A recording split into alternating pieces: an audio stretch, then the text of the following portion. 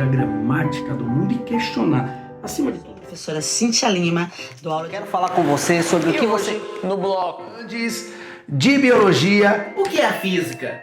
Isso mesmo, Aqui, pelos meus livros. Vamos agora para a nossa aula sobre agropecuária. Suas redação é considerado um projeto maravilhoso que é o TV Enem. Professor Sátiro Furtado aqui com vocês. Mais uma vez passando aqui, professor Isaac Lago. Tudo bem com vocês?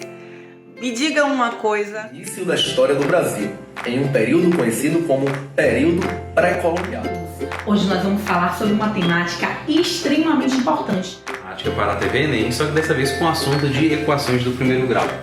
Perde noite, vira o dia, deixa de comer. Do Egito Antigo. Muito bem. A primeira teoria dos números. Dentro desse conteúdo vamos abordar máximo divisor comum e mínimo múltiplo comum. Vamos lá?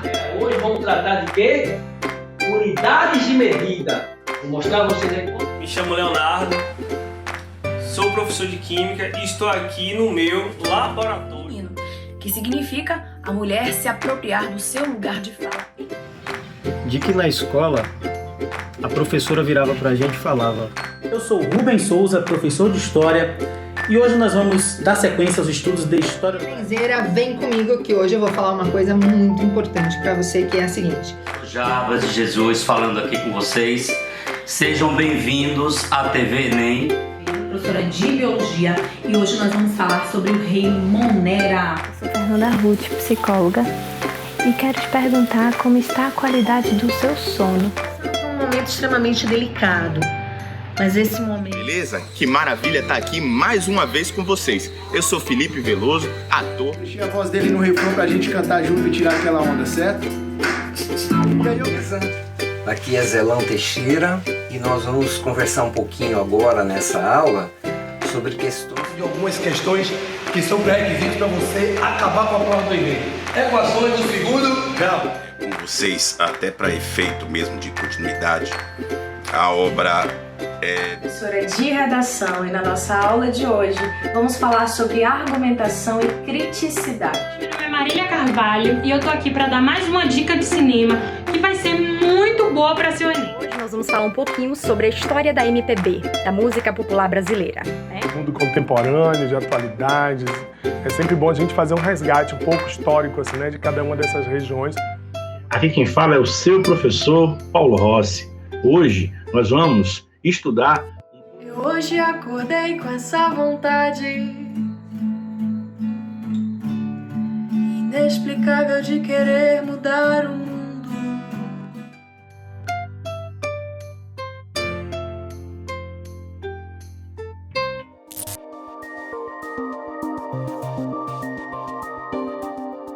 Olá, tudo bem? Sou Rubens Souza, professor de História, e aqui estamos para mais um encontro, hoje com o tema Administração Colonial no Brasil. Em dezembro de 1530, partiu de Lisboa uma esquadra que vai mudar radicalmente a história das terras conquistadas pelos portugueses na América. O seu comandante Martim Afonso de Souza e mais 400 homens darão início à ocupação efetiva do território brasileiro.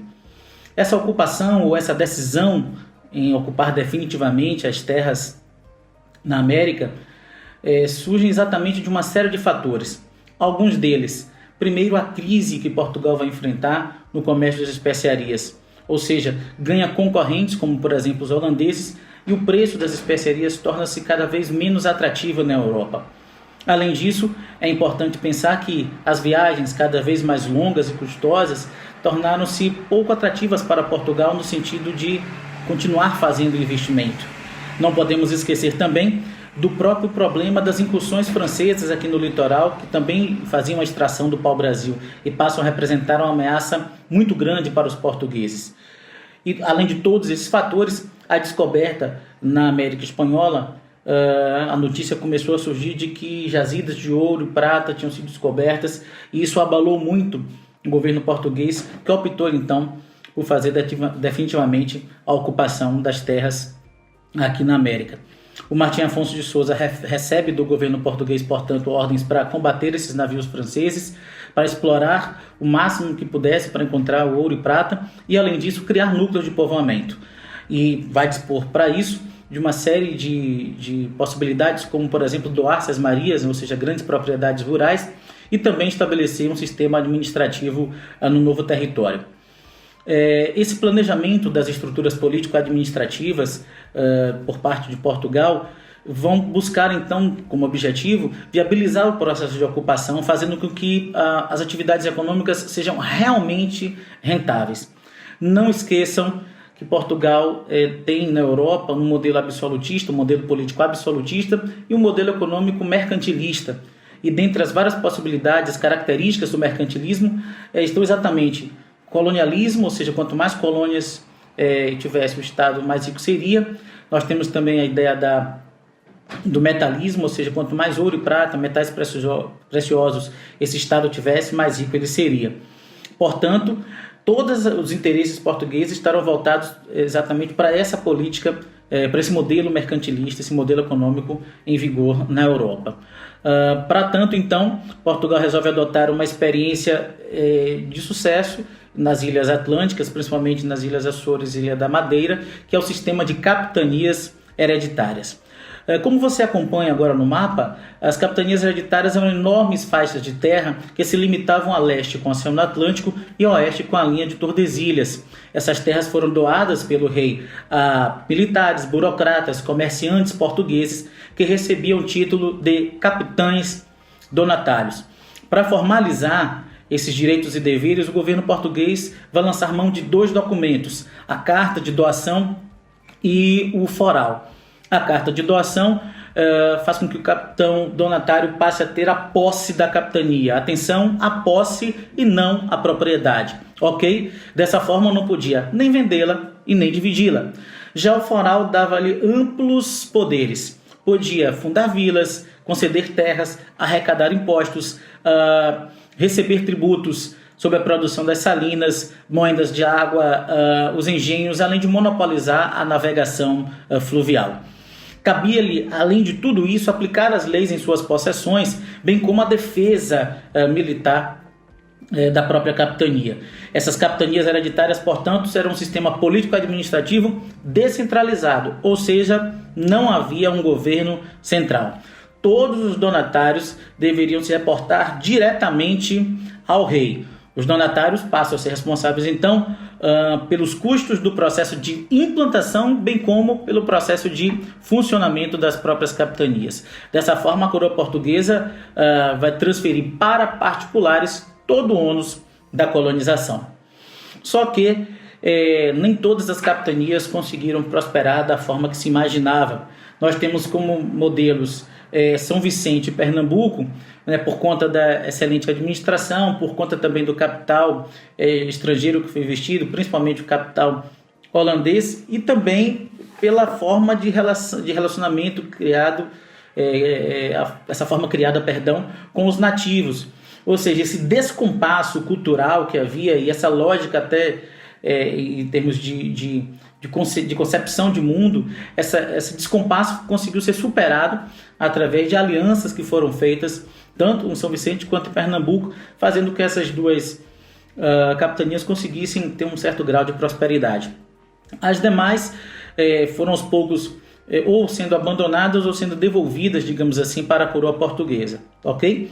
Em 1548, o fracasso desse sistema de capitanias faz com que o governo de Portugal tome a decisão de criar um órgão central para administrar a colônia, e aí cria-se então a ideia do governo geral. Então saímos de um modelo descentralizado e passamos para um modelo centralizado.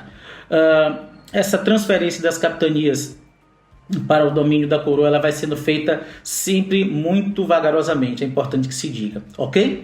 Bom, em relação ao governo geral, o Tomé de Souza chega à Bahia como primeiro governador, acompanhado de aproximadamente 1.000 pessoas, dentre elas padres jesuítas, como o padre Manuel da Nóbrega, além, claro, de funcionários da administração, militares, artesãos, degredados, todos eles vêm. O governo geral passa a ser o centro político da administração portuguesa e algo que é legitimado no ano de 1548 através do regimento de Tomé de Souza, quando são determinadas as funções administrativas, judiciais, militares, bem como as funções tributárias do governador geral.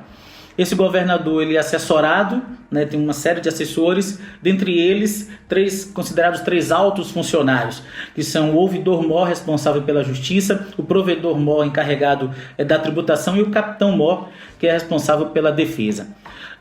Dentre os principais fatos ocorridos aí no período de cada governador geral, gostaria de destacar alguns.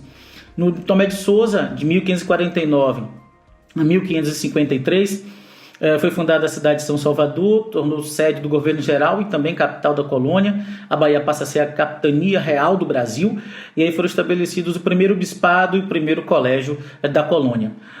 Com Duarte da Costa, de 1553 até 1558, ele vai enfrentar uma instabilidade política muito grande, causada, dentre vários fatores, pela invasão francesa no Rio de Janeiro, em 1555, e pelos enfrentamentos e constantes atritos com o bispo do Brasil, Pero Fernandes Sardinha.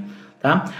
Um dos marcos desse governo vai ser exatamente a fundação do Colégio de São Paulo, lá em janeiro de 1554, colégio fundado pelos jesuítas Manuel da Nóbrega e José de Anchieta, que vai dar origem à cidade de São Paulo.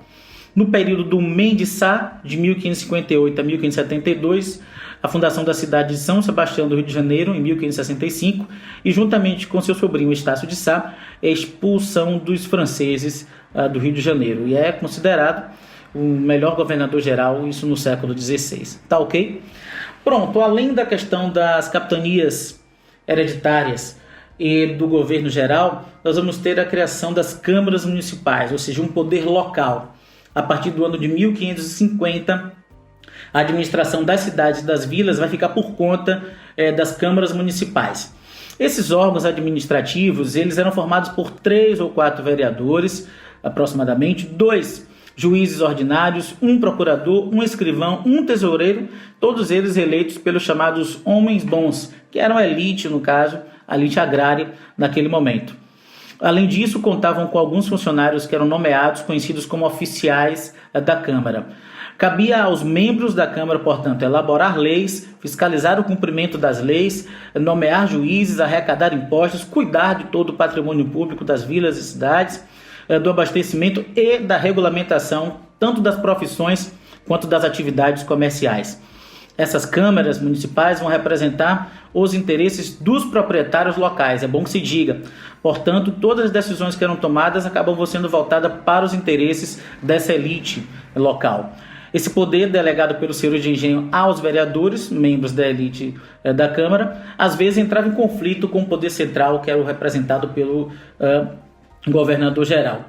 E a partir de 1642, com a criação do Conselho Ultramarino, esse poder que as câmaras tinham vai diminuindo aos poucos.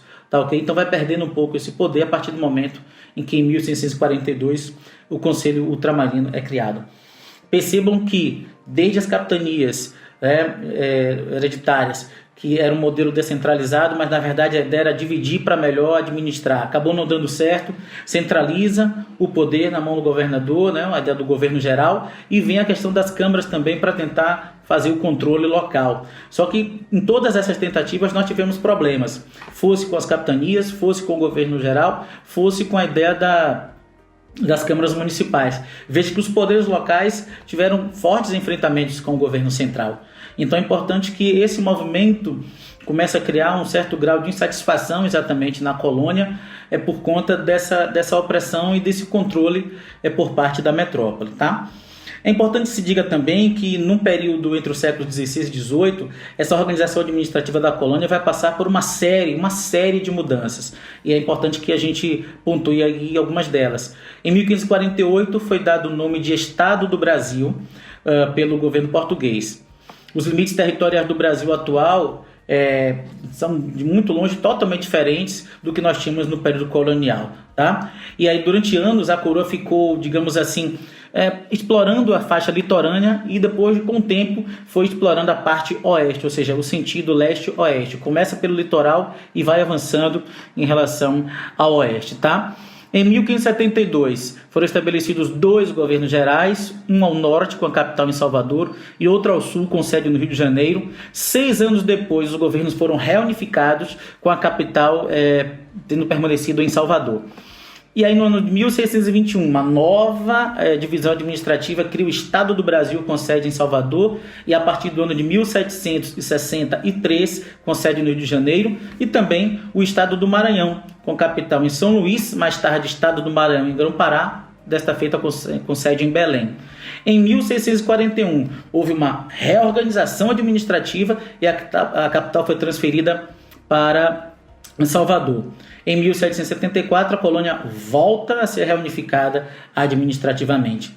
Então, todas essas indas e vindas no sentido de tentar controlar o máximo possível as andanças, digamos assim, aqui na colônia. E para finalizar, não podemos esquecer do papel da igreja nesse processo de administração colonial. Digamos que a Igreja Católica foi a grande parceira da coroa portuguesa nessa tarefa de administrar. Por isso, os primeiros religiosos construíram igrejas, capelas, escolas, paróquias, dioceses, tudo isso, no caso, vocês tentando montar essa estrutura material e administrativa, claro, defendendo os interesses da coroa portuguesa, mas principalmente os interesses da Santa Sé, que estavam preocupados em manter um controle rígido, digamos assim, dessas atividades e também um controle rígido da vida religiosa na colônia. Ok? Portanto, capitanias hereditárias, governo geral, câmaras municipais, não esquecendo do papel fundamental da Igreja Católica no processo de administração colonial do Brasil. Tá ok? A gente se encontra. Um forte abraço, paz e bem e até a próxima. Valeu!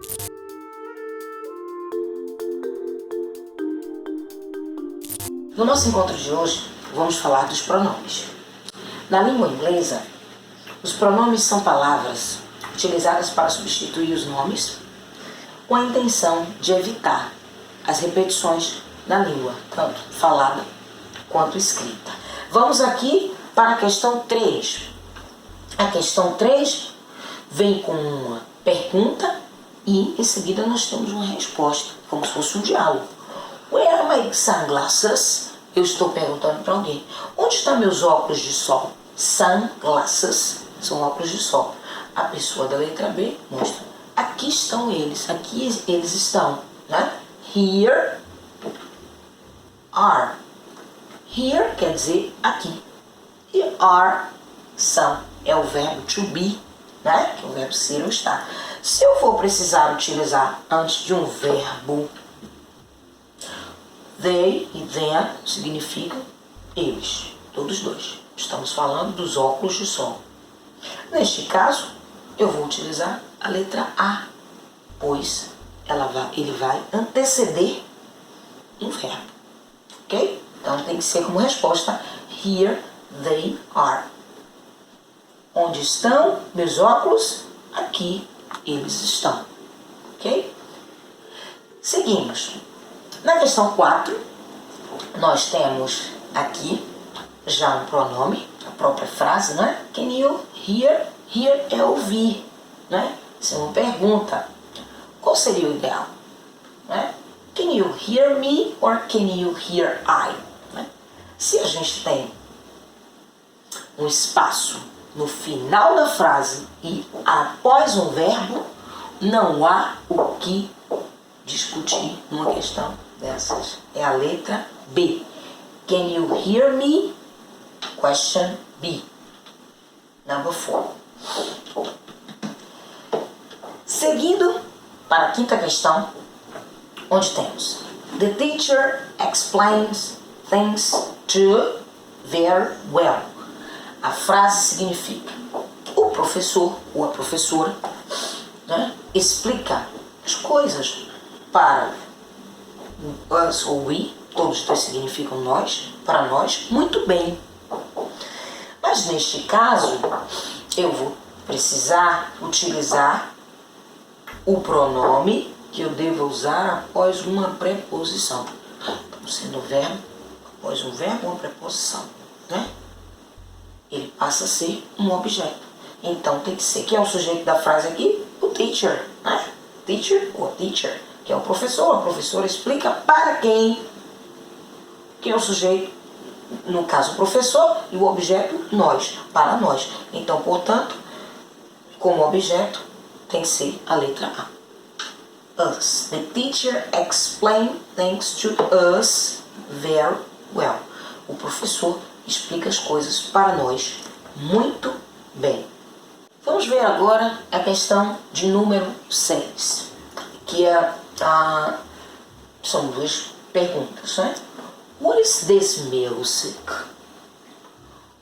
Do you like? What is this music? Que música é essa? Você gosta? Então eu tenho aqui it e tenho them. Só que o it, a gente lembra que ele tem que representar o singular e then plural. Então se a pergunta é what is this music? Né? Está no singular. Do you like it? Do you like it? Que música é essa? Você gosta disso? Você gosta dessa música? Como aqui está no singular, a gente tem que utilizar o it. Então aqui finalizamos essas questões e vamos agora observar um poema que nós temos aqui para o Enem.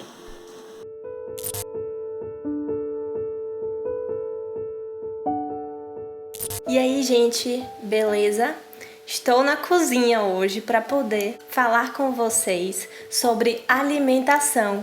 Meu nome é Fernanda Ruth, eu sou psicóloga e apesar de geralmente psicóloga não trabalhar com alimentação, eu trabalho com Mindfulness Eating, que é um olhar para a alimentação, um olhar para o autocuidado, para tudo que a gente faz em relação à nossa saúde mental, de uma forma mais cuidadosa e generosa. E a alimentação, ela faz parte desse autocuidado, desse cuidado com a gente. Então, por isso, hoje, vamos falar sobre como será que está a sua alimentação no período que você estuda. Será que você está comendo correndo para poder estudar logo? Será que você está pulando refeições? Ou então, como será que está a qualidade da sua alimentação? Muitas vezes, algumas pessoas, quando estão ansiosas, estressadas, ou ficam sem apetite, ou então comem de forma exagerada. E para além disso, também evitam comer folhas, verduras e frutas e passam a comer comidas como bolo, biscoito, salgadinho, porque é mais rápido, é mais prático. E aí pode acelerar na alimentação, comer até em pé para poder sentar logo e estudar. Pense direitinho aí com seus botões, com você mesmo. Faça uma análise em relação à qualidade da sua alimentação. Porque muitas pessoas acabam desenvolvendo transtornos de alimentação, que são transtornos de ansiedade, por conta dessa relação um pouco complicada com a comida. Quero te fazer um convite. A partir de hoje, observe se você está comendo muito acelerado, se você está comendo e assistindo televisão ou mexendo no celular e aí quando você olha para a comida já acabou. Vamos mudar esse hábito. Quando vocês sentarem para poder almoçar, tomar café, jantar, tentem não se distrair em relação à comida. Se vocês estão sentados comendo, que vocês olhem para a comida, sintam o sabor, a textura, o cheiro. Olha, eu vou te dizer uma coisa, se você experimentar esse exercício que eu te falei, de prestar atenção na sua comida, sem coisas externas, sua relação com a comida vai mudar. E outra coisa, Quem sabe você não perceba que você está comendo mais ou menos por estar ansioso, estressado, angustiado. E quem sabe você possa até identificar o que é que está te deixando ansioso, estressado, angustiado. E aí resolver essa sensação estranha, essa angústia, essa ansiedade que está dentro de você. Eu espero que você possa experimentar esse exercício que eu compartilhei com você hoje e assim se alimentar de uma forma mais tranquila, mais calma, com consciência e com muita atenção. Nada de ficar comendo em pé, de querer comer rápido para poder sentar para estudar logo. Tô de olho, hein? Eu volto na semana que vem e te desejo uma excelente semana. Um beijo e até a próxima.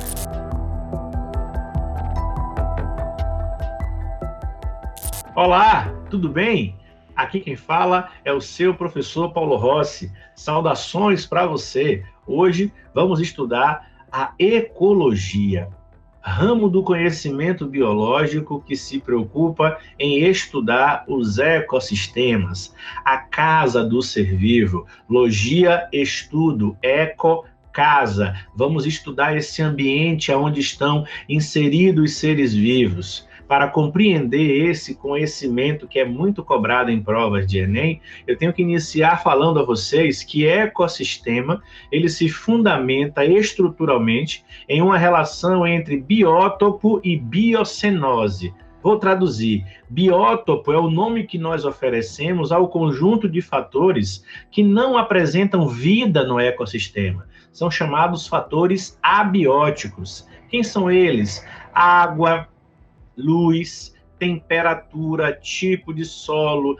proximidade do mar, proximidade de bacias de águas continentais, como rios, riachos, lagoas, todos os fatores que não são seres vivos, mas que interferem na vida.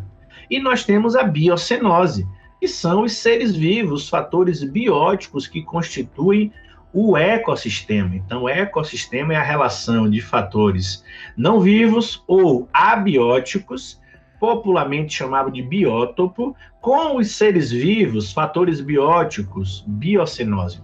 Dentro da categoria biocenose, nós temos vários níveis de complexidade dos seres vivos, ok? Aquele que é unicelular e aquele que é pluricelular e que forma tecido. Nessa construção, o ser tem que ser formado por célula, a definição ser formado por célula para ganhar o título de ser vivo.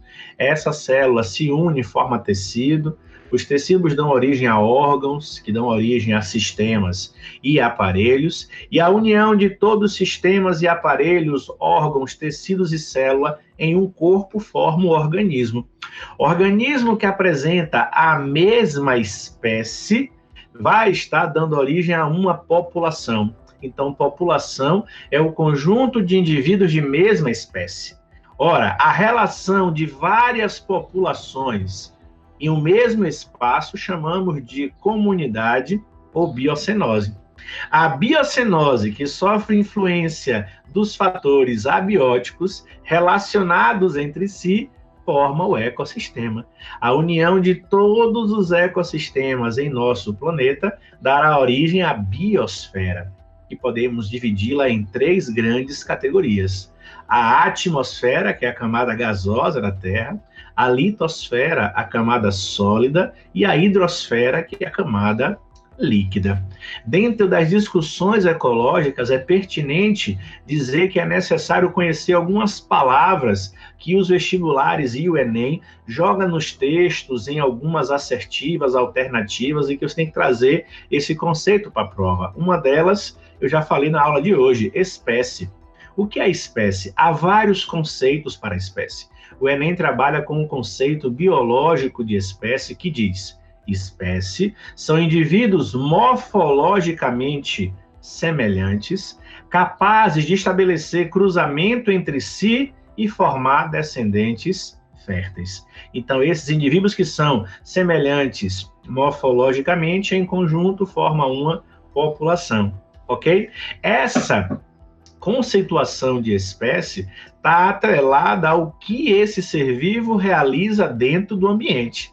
A função desse indivíduo dentro do ambiente, nós chamamos carinhosamente de nicho ecológico. Os livros dizem que nicho ecológico é a profissão do ser vivo dentro do ecossistema. Só que se o ser vivo tem uma profissão, é porque ele evoluiu em um ecossistema específico. O local mais provável de encontrarmos um ser vivo e atuando, chamamos de hábitat. O pessoal chama de habitat, mas o habitat, o local onde se habita, foi o local onde o processo evolutivo deu origem àquela categoria de ser vivo. Então podemos dizer que habitat é o local onde é mais provável de encontrarmos um ser vivo, ou seja, o endereço dele.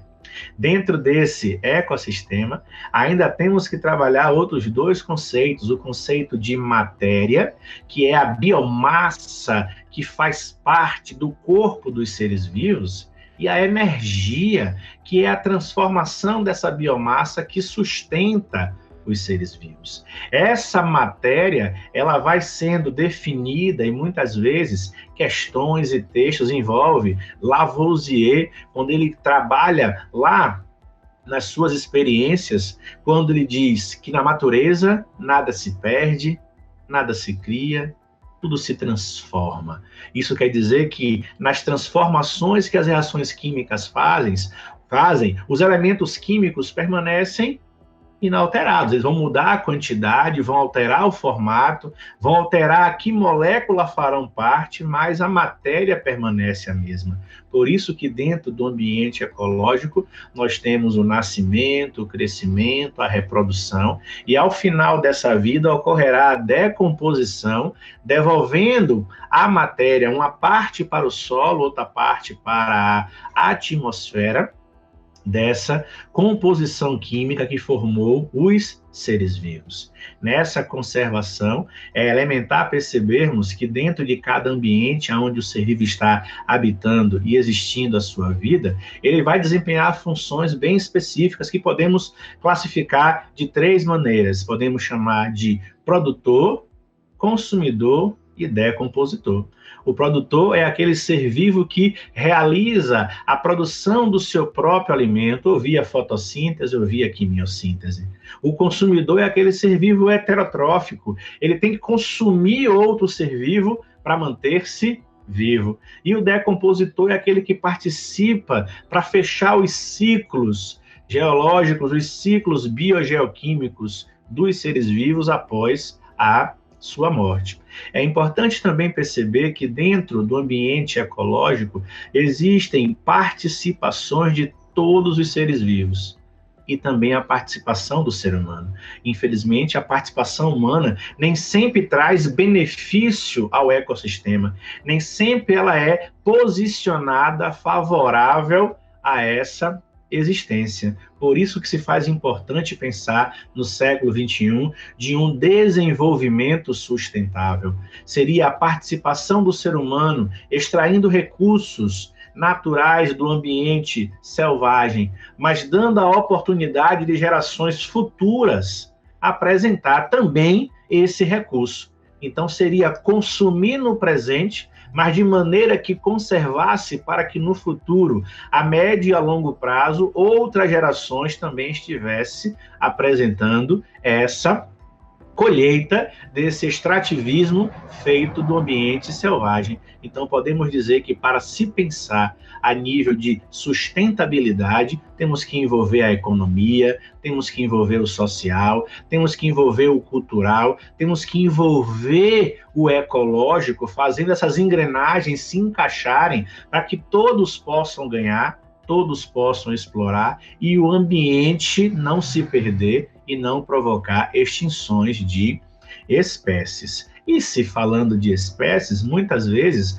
os seres humanos fazem trânsitos, provocam migrações e emigrações de espécie de um lugar para outro e que pode interferir de forma muito negativa em alguns ecossistemas, que são as famosas espécies exóticas, um tópico também muito cobrado em prova, que é quando um ser vivo ele migra ou sozinho ou sob a ação humana, tipo um navio, tipo um cargueiro, que leva de um ecossistema para outro espécies que, ao chegar nesse novo ecossistema, ele não vai ter inimigos naturais como parasitas, como predadores, sua população não vai ter controle, então ele vai ter uma explosão demográfica nesse novo ecossistema, gerando uma competição desleal com o indivíduo que é nativo, que pode levar o nativo à extinção e deixar esse indivíduo aí ocupando esse espaço, provocando assim aquele dilema que gera o transtorno ecológico provocado pela espécie exótica. E nessas situações, nessas condições, as espécies exóticas devem ter muito cuidado, porque elas geralmente provocam extinção. Pouquíssimos exemplos podem ser manejados de forma correta para que a espécie exótica seja beneficiadora e não maleficiadora do ecossistema. Ok, meus queridos? Um beijo para vocês, um abraço e sucesso, hein?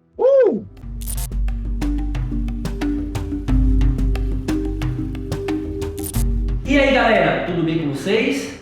Mais uma aula aqui no projeto TV Enem, com o professor Alan César de Matemática. Galera, hoje vamos trabalhar moda, mediana e medida de dispersão. Rol de assuntos que está no tema estatística, tá ok? Gente, o que seria uma moda?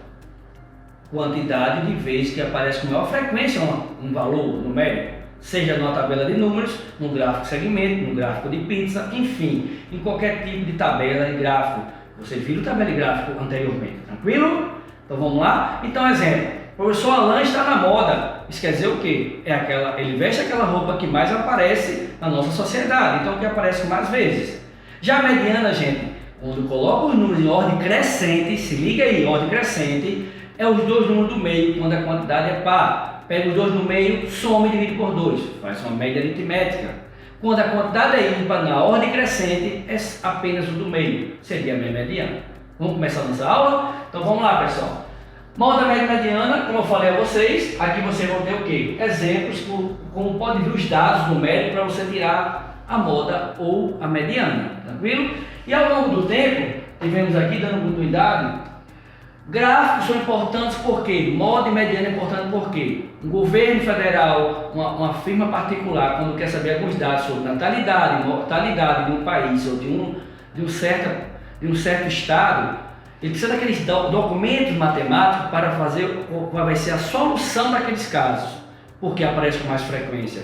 Para medir a média de inflação de um país, ele precisa de dados de estatística para solucionar posteriormente os seus problemas. Ou aplicação da economia, né, gente? Estatística e engenharia, bem importante.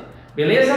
Então, no caso aqui, ó, um exemplo aqui, gente, uma tabela. Aqui no número de filmes. Qual um mês que se vendeu, ou se mais locou, mais filmes ali, já, galera? Se você olhar os números, mais filmes foi no mês de janeiro. Então, ele podia pedir a moda que é de mais pedidos de filme para alocar. A moda dos meses seria o quê? O mês de janeiro. Tranquilo? Sim, em termos de mês. Continuidade aqui, vamos ver os exemplos. Gente, no nosso exemplo primeiro, aqui é o que? Frequência, que é quantidade. E aqui as idades. Se eu peço a vocês a moda das idades, moda que aparece com maior frequência, o número 15 quer dizer o quê? Quantidade 15 que vai me remeter o quê? Que é a idade que apareceu mais vezes, 15 vezes foi o quê? A idade de um ano. Então, moda, MO, gente, 11 anos. Já a mediana, galera, como é que eu tiro a mediana aí, meu amigo? Como é que eu tiro a mediana? Eu pegaria o quê? Se eu tenho aqui, ó, some aqui, vai dar 30 posições. Se é 30 posição, ordem par de números. Vai ser a metade desse, sempre a metade. Mediana vai ser o de posição 15, mais o próximo a ele, posição 16, dividido por 2. Tranquilo? Que é uma posição 15. Se aqui eu tenho 4 posições, mais 15 vai dar 19. Então, posição 15 e posição 16 vai ser o número de idade 11. Então, 11 vai ser repetido 2 vezes. Dividido por 2, mediana será 22 por 2, vai dar o próprio 11. Isso aqui é coincidência, viu, galera? Coincidência. Beleza? Então, vamos para o próximo exemplo. No próximo exemplo, galera, o que é que vai acontecer no próximo exemplo? Ele fala aí de quê? Fala de dar um rol de 8 alunos, tá? Numa escola. Se é 8 alunos, a quantidade é par. Vou pegar os dois no meio e fazer a média aritmética para tirar a mediana. Se eu peço a mediana aí. Então vamos lá, na ordem aí vem o 10, né, gente? 10, 11 duas vezes, o 12 duas vezes, o 13 e depois o 14. Mediana, ordem crescente. 8 posições, então eu tenho que pegar os dois no meio. Então seria o quê? 8 posições, a posição 4 e de posição 5. 8 posições, a metade de 8, 4. Próximo ao 4, 5.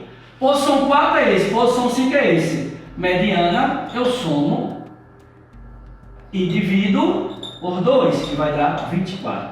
Beleza? Coincidência ser igual, beleza? Então quem seria a moda? Gente, eu tenho uma moda repetida. O 11 apareceu 2 vezes, o 12 2 vezes e o 13 2 vezes. Então isso quer dizer o quê? Ela é trimodal. O que é trimodal? Tenho 3 modas. Se aparecesse o 11 2 vezes e o 12 2 vezes, apenas bimodal. Beleza? E quando não tem moda nenhuma, ninguém se repete mais vezes, professor, que é a moda? Amodal. Guardou? Então, vou apagar aqui para vocês, para dando continuidade ao tema, tá, pessoal? Dando continuidade ao tema, tem aqui as medidas de dispersão. Professor, e o que é medidas de dispersão? Gente, é aquela medida oposta ao que eu já falei. Moda e mediana são medidas centrais. Medidas de dispersão são medidas que o quê? Tendem a fugir do centro. Quer dizer, tornar de forma mais irregular ou regular aquela dados estatísticos. Então quer dizer o quê? Vai ser no Enem, se liga no Enem, ele vai pedir o quê? O que é mais regular e menos regular. Então você vai ser o desvio. Esse desvio vai me dar se a coisa é mais regular ou mais irregular. Beleza? Mais ou menos regular. Seria isso. Primeiro aqui, o primeiro, amplitude. É o conjunto aqui, a diferença entre o maior e o menor valor, gente, do dado estatístico. Quem é o menor valor aqui, gente? Menor valor seria 1, maior valor 10. Então bem simples, 10 menos 1 seria 9. Minha amplitude, isso quer dizer o quê? Minha variação no segmento de um gráfico ou de uma tabela qualquer. A variação é de 9, é minha amplitude. Tranquilo? Então minha amplitude seria o quê? Seria o 9. Deixa eu apagar aqui para vocês verem outra e mais importante delas. Vamos lá? Passando aí. Medida de desvio padrão. Galera, desvio padrão tem uma fórmula pronta que usa variância e tudo mais. Enfim, o Enem não está preocupado com a fórmula de desvio padrão. Guarda essa dica. Está preocupado com como é que ele pede o desvio padrão já pronto numa tabela na prova. Então, desvio padrão chamado de DP, tá, galera? DP, como é que o Enem pede? DP mede o quê? A regularidade dos dados estatísticos. Se esse aqui é de forma mais regular ou menos regular. Se há um desvio grande, é porque é irregular. Se há um desvio pequeno, é porque é mais regular. Então vamos lá. Menor desvio, menor DP, então mais regular. Guarda essa dica do tio. Mais regular. Maior DP, maior desvio padrão, se torna menos regular aquele dado estatístico. Tranquilo? É isso que eu quero de vocês. Então vamos lá, rapidinho aqui para vocês. Apagando aqui, galera, essa dica que eu deixei para vocês. Continua aí para a gente ver esse vídeo como é que ficaria. Desvio padrão, como eu falei a vocês, gente, torna o conjunto mais uniforme, mais regular ou menos regular. Aqui eu falei, dei a média de duas, né, gente? De duas pessoas na escola, né? Primeira e a segunda, e perguntei, será possível determinar qual dos alunos teve o maior, mais regular, através das médias dele? Médias. Média é a soma dos 4 dividido por quanto? Por 4. Não, gente. A média é uma medida de tendência central.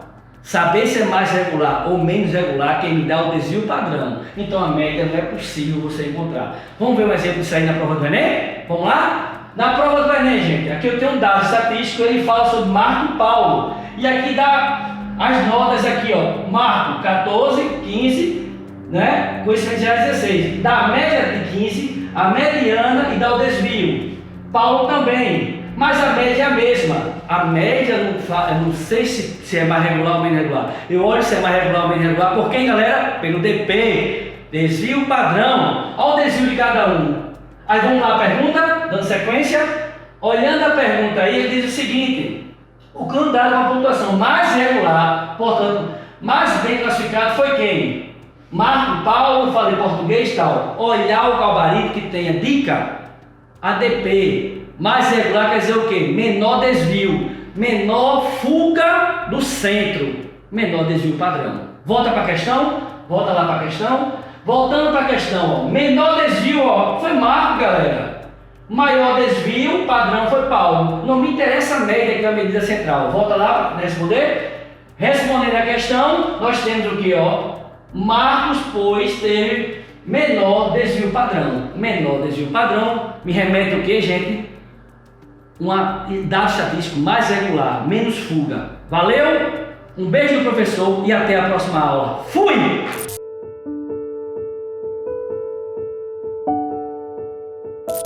Fala galera, tudo bem com vocês? Vocês já me conhecem, eu sou Manuela Carvalho, fisioterapeuta, e eu tô aqui para falar sobre sua saúde. Como é que tá a saúde do seu corpo nessa fase aí de muito estudo, de muita atenção, de foco na saúde mental? Mas não adianta a gente cuidar da saúde mental se a gente não cuidar do corpo, não é isso? Lembra que corpo e mente tem que andar casadinho? Lembra que a postura que vocês estão interfere na qualidade de memorização do assunto que vocês estão estudando? Lembra que quando a gente trabalha a nossa postura e começa a perceber a posição que a gente tá, a gente melhora a nossa autoconfiança? Tudo isso vocês já sabem. Agora vocês sabem a importância de praticar atividade física? Vou explicar para vocês o quanto é importante e por onde começar. Quando algum paciente meu pergunta sobre atividade física e por onde começar, eu digo, faça o que você gostar. Porque quando a gente faz algo que a gente gosta, é muito mais fácil a gente continuar fazendo e vai virar hábito. Sobre hábito, quando a gente faz uma coisa durante 21 dias, ela vira hábito. Quando a gente começa a praticar atividade física, ainda mais para quando a gente está sedentário, a gente começa igual uma carroça, né? Vamos lá, força, tal. E aí depois a gente começa a amar aquilo ali. Quando a gente faz uma coisa que a gente gosta, fica muito mais fácil. Dança é legal, caminhada é legal, corrida é legal. O que mais? Pular corda é legal. Pega aquela corda do varal que não tá usando e ó, pula corda em casa. A gente não precisa de muita coisa para se movimentar. E as vantagens são imensas. Quando a gente faz atividade física e prepara o nosso corpo, vocês vão estar mais preparados, sabe para quê? Para a prova, para essa quantidade de tempo que vocês estão sentados. Ficar muito tempo sentado pode desencadear dores de coluna, desvios posturais. Mas eu tô aqui para falar coisas mais amplas sobre a saúde de vocês. Melhora a digestão também. Lembrem, ó, intestino e cérebro são irmãos, eles funcionam casadinhos. Quando a nossa digestão não tá boa, nosso raciocínio não funciona direito. A Organização Mundial de Saúde fala que é para praticar atividade física, para se manter ativo, 3 vezes na semana, 50 minutos, ou todos os dias, 5 vezes na semana, numa média, 30 minutos. Fala aí se vocês não têm 30 minutos sobrando na rotina de vocês para começar a se manter ativo. Vamos começar? Quero que vocês façam a coisa que vocês mais gostam, 30 minutinhos todos os dias. Lembra de alongar antes e depois. E a partir dos próximos vídeos eu vou ser mais específica e vou dar dicas de exercícios para vocês fazerem em casa, tá bom? Tchau, tchau e boa semana. Comecem a praticar já!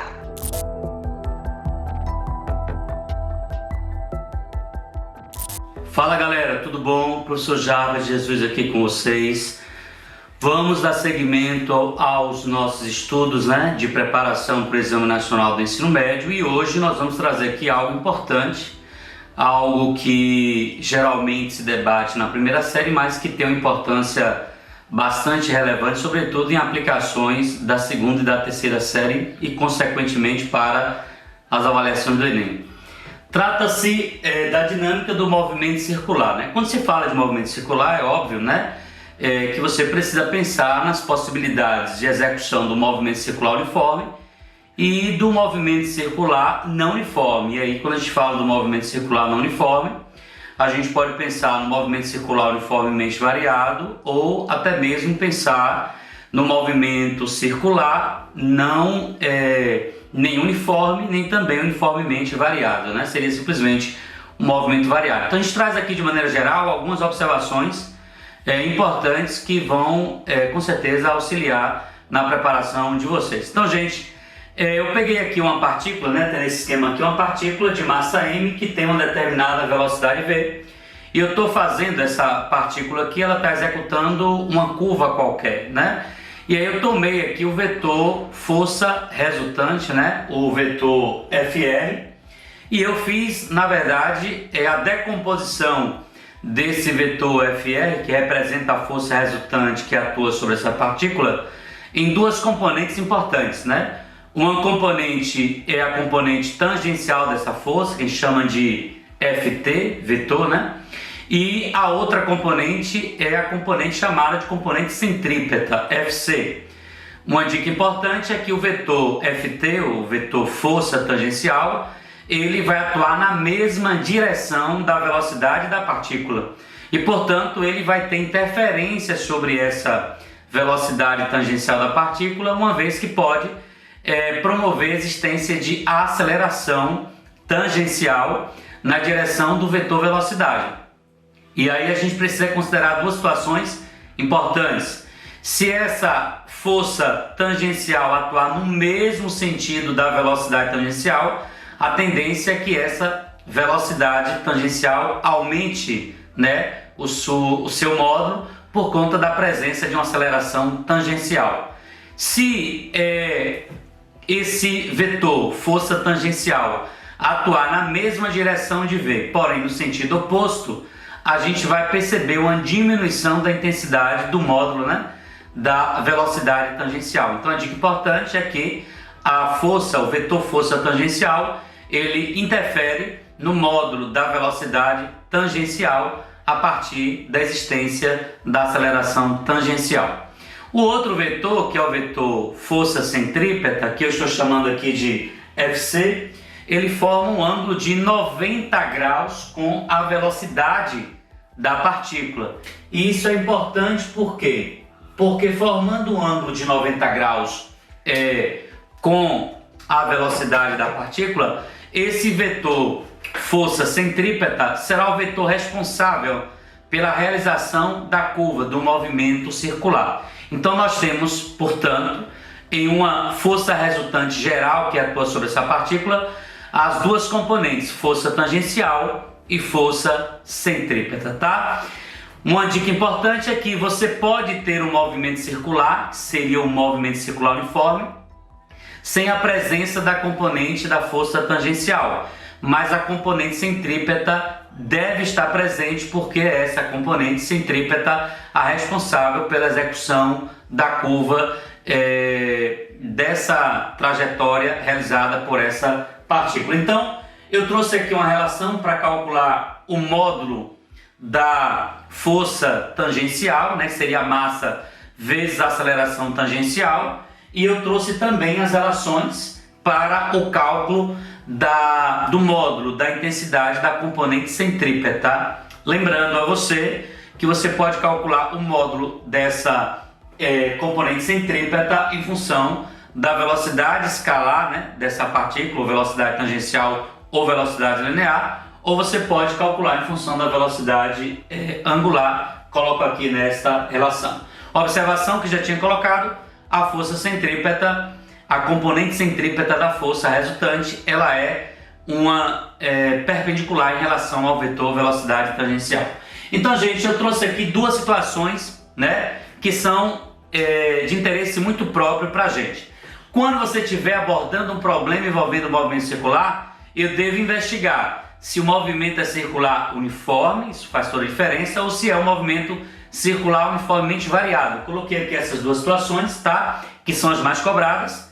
Então, para o movimento circular e uniforme, a componente da força tangencial é nula, né? Portanto, a aceleração tangencial também será nula. E aí, neste caso, no movimento circular e uniforme, a a resultante será apenas a componente centrípeta. Então nós dizemos que no movimento circular a resultante das forças ela é de origem centrípeta. E aí eu posso calcular a força centrípeta e a aceleração centrípeta como nós estamos colocando aqui. Se o movimento for circular uniformemente variado, a componente centrípeta ela está presente, mas ela não é a resultante, ela é apenas uma componente da resultante. A resultante, portanto, será a intensidade dela medida pela componente centrípeta ao quadrado mais a componente da força tangencial ao quadrado. Relembrando, no movimento circular uniformemente variado, a componente centrípeta está presente, mas não é resultante. A resultante é o FR, portanto o FR não estará nem na direção da centrípeta, nem na direção diretamente da força tangencial. E aí você precisa investigar também o seguinte: se eu tenho uma componente tangencial e se eu tenho uma componente centrípeta, então eu posso concluir que eu tenho aceleração tangencial e aceleração centrípeta. E essas duas acelerações vão compor o que a gente chama de aceleração resultante para o movimento circular uniformemente variado, tá? E aí nesse caso o módulo de AR seria AC ao quadrado mais AT ao quadrado, tudo em módulo. Essa componente será colocada para o caso do movimento circular uniformemente variado e neste caso o módulo de AT permanece constante, tá? Para o MCUV. E aí, gente, eu trouxe aqui algumas observações importantes de algumas aplicações. As aplicações, elas giram mais em torno da realização de movimentos circulares e uniformes. E eu quero lembrar mais uma vez que para os movimentos circulares e uniformes, a força resultante tem origem centrípeta e a aceleração resultante tem origem centrípeta, tá? E aí eu trouxe aqui 3 situações comuns. Existem outras, vocês devem expandir a abordagem de vocês no momento de estudo, mas eu trouxe aqui algumas situações específicas. A resultante centrípeta em um sistema mecânico, essa resultante centrípeta ela é produzida por uma força real do sistema. Então eu trouxe ali alguns sistemas importantes. O primeiro deles, aqui no item 3.1, é o sistema Terra-Lua. No sistema Terra-Lua, a força real de interação é uma força de campo, é a força gravitacional. Só que nesse contexto, essa força gravitacional liga centro a centro, tem característica atrativa e, portanto, é ela, neste caso, né, levando em consideração que a Lua está efetuando um movimento circular uniforme. Então, neste contexto, a força resultante centrípeta será produzida pela força gravitacional, portanto, suas intensidades serão iguais. No caso 3.2, um caso bastante comum, que seria o caso de um veículo fazendo uma curva, né, em uma estrada plana com velocidade constante, por isso, movimento circular uniforme. Neste caso, eu coloco aqui as forças presentes, a normal, o peso, né, que neste caso, como o plano é horizontal, possui intensidades iguais, e eu tenho aqui a força de atrito estático, né? Essa força de atrito estático lateral é essa força real responsável pela interação centrípeta neste caso, portanto a gente pode igualar suas intensidades. O que são iguais são suas intensidades e isso é igual em módulo. E o terceiro caso, eu trouxe o caso da lombada, o veículo passando na parte mais alta, depois o veículo passando na parte mais baixa. Como a resultante deve ser centrípeta, porque o movimento circular é uniforme. Então, no primeiro caso, a força centrípeta em módulo é o peso menos a normal. E no segundo caso, seria a normal menos o peso, porque a resultante deve apontar para o centro, no caso de movimento circular e uniforme. Tá, galera? Então é isso. Usem isso para que vocês possam aprimorar o conhecimento de vocês, tá? Discutindo as questões e até a próxima. Um abraço. Se cumpre mais um dia da saga do TV Enem. Hoje, 20 programas, 100 aulas, 30 colunas e uma enxurrada de conhecimento para você. Não esqueça, se inscreva na nossa plataforma tvenem.com.br. Você vai ver que tem novidades lá. Estamos segmentando as aulas para que você possa assistir a disciplina preferida naquele dia da forma que você achar melhor. paz e luz para vocês. Sigam a gente também na TV aberta, na TV a cabo e, claro, nos canais de vídeo, canal Escritório do Pensamento. Um grande abraço para você e vamos em frente.